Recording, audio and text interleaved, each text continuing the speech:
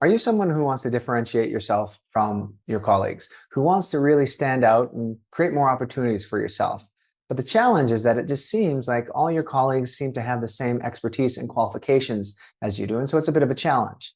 Well, in this video, I'm going to share with you 7 strategies that will have you standing apart and having leadership look at you as perhaps the go-to person for more opportunities that really can give you a lot of more open doors.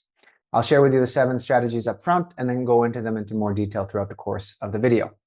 The first strategies are the following. Number 1, learn to become a master of collaboration. Lead without formal authority. Become the person that people want to work with. Take the initiative and solve problems. Learn how to communicate in a simplified manner your expertise so others can understand it. Continue to grow and develop. And lastly, just simply be visible. These are the 7 strategies that I'll be going into in a little bit more detail in this video. The first strategy is to become a master of collaboration. In today's work environment, being someone who can work well with others is a very, very powerful reputation to develop. Whether it's just within your own team or it's within your own department or between departments, developing the reputation that you're someone that is reliable, that brings some useful and interesting expertise to the table, makes you highly sought after. Not only from that perspective, but you also develop the ability to see a bigger picture of what's going on within your organization. You start to see things from different perspectives as you speak with and connect with people from other departments and other divisions. Oftentimes within regular organizations, we're so siloed that we don't have that interdepartmental perspective. So it makes you much more valuable because it increases your perspective. So the next opportunity you have, I challenge you to join, if not lead, an interdepartmental or interdivisional committee or initiative. The second strategy is simply to lead without formal authority.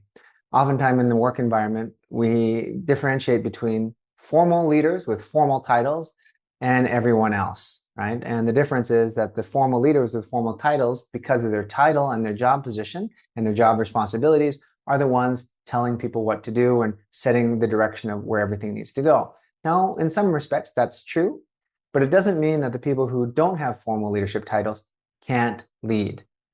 And a great way to be visible and great way to be seen is to volunteer as a leader. And you can lead by perhaps starting a lunch and learn within your organization where you invite few people, whether it's from your own team or other departments, and you have a meeting, a lunch and learn meeting, where you try to address a problem that your team or your area or your organization is happening, and you chair that meeting. And this is a very simple way of essentially leading a conversation, solving a problem, and demonstrating that you're an individual that others will listen to, even though you don't have formal authority.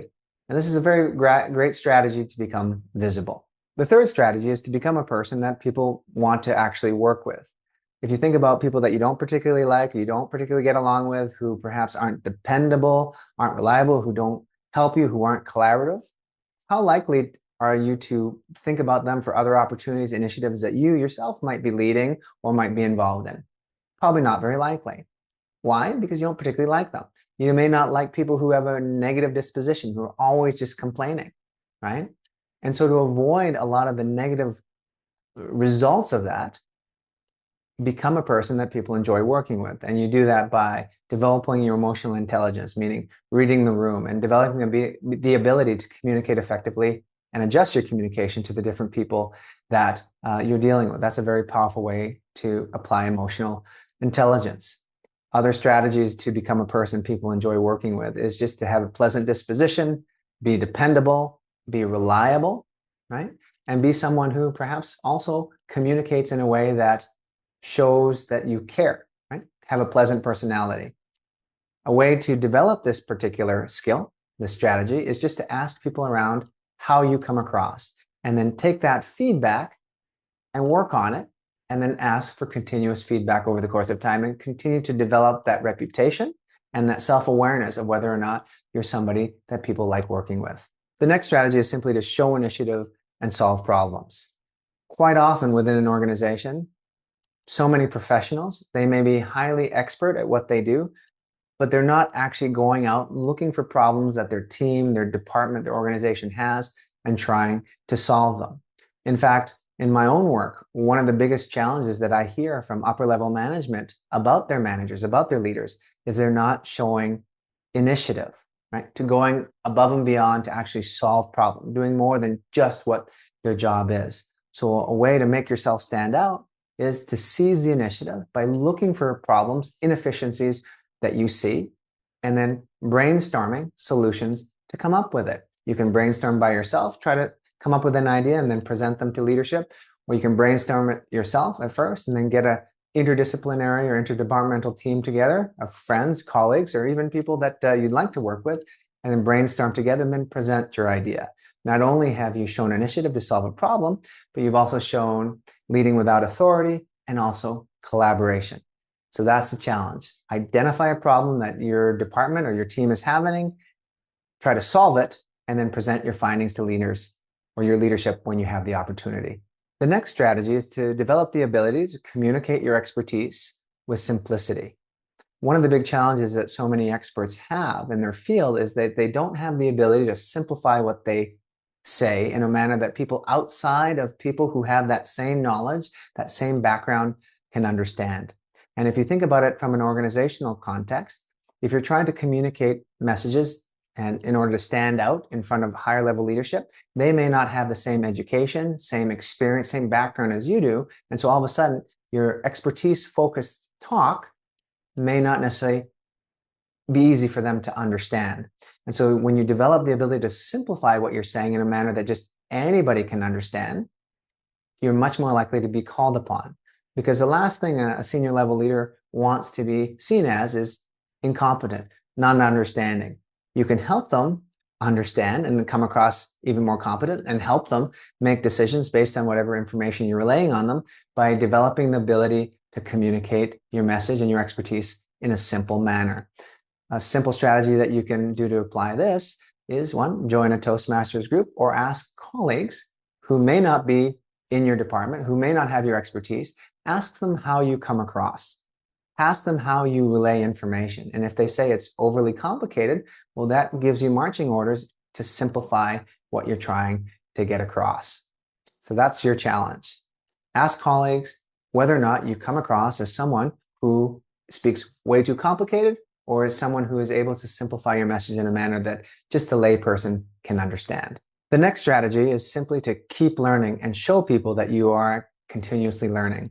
One of the big challenges that professionals have is once they finish their formal learning, they kind of grow stale in their development. They kind of rest on their laurels. I'm not saying everyone, but a large percentage of professionals don't necessarily intentionally go out, grow, and develop unless told to. So a way to stand out is to go out and seek accreditation, seek certifications in your field, and then also complement that with training in perhaps the more professional skills like emotional intelligence, conflict management. And then also look into, if you aspire to leadership development training, ask your manager, ask your leadership if your organization offer these types of training. Go take them, develop yourself, but also demonstrate that you've taken them. Share your accomplishments with your colleagues, whether it's through LinkedIn or through just general conversation, because you can learn these qualifications and these certifications, you can develop them, but it behooves you to kind of share and make people aware that you've taken them. Because if they don't know it, well, then the accreditation and the certification isn't necessarily as powerful as it could be. So here's a challenge. Pick out a certification for your industry, for your field, go take it, and once you've accomplished it, share it on LinkedIn, or your social media, or your social branding page. The last strategy is simply to make yourself visible, make yourself known. In today's hybrid work environment, it's even more important. For a lot of people in a lot of organizations, the only time you actually see somebody is during a formal meeting. If everyone has to come into the office, it's done in the office, everybody's there. Yes, that's the time to be seen, right? In that situation, do make sure that you raise your hand and you do speak up so people can actually truly see you rather than just you being present. But if you're working in a much more remote environment, then unless you turn your camera on, people aren't necessarily going to see you. And if people don't see you, they're not going to remember you for opportunities that may come across. Similarly, create a digital presence as well, whether it's on LinkedIn or perhaps on Instagram, but primarily on LinkedIn. put out content, put out your accomplishments, put out your thoughts, your thought leadership content in your field. You're not just doing this to share your expertise with others. You're doing this to remain visible to others. And the more visible you are, the more opportunities you will have. So here are a few suggestions to build around this. Number one, create a thought leadership article for LinkedIn once a week or once every couple of weeks. Make sure that you're connected with some of your colleagues.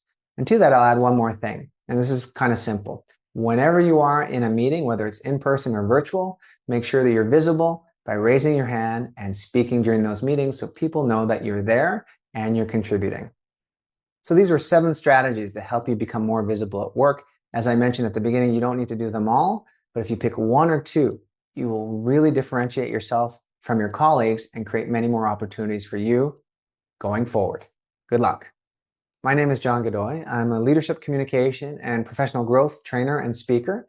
And if you found this video useful and you're interested in a workshop or a speaking engagement for your team, contact me on my website, www.johngodoy.com. Let's talk.